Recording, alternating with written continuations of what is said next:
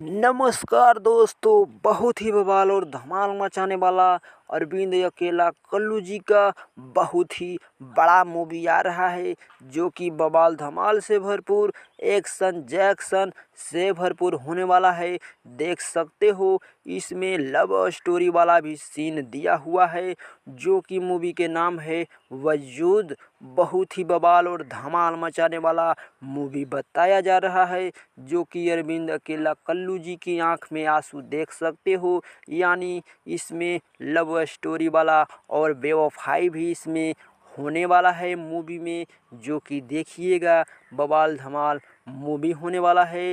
ये मूवी आ रहा है शाम में 7 बजे।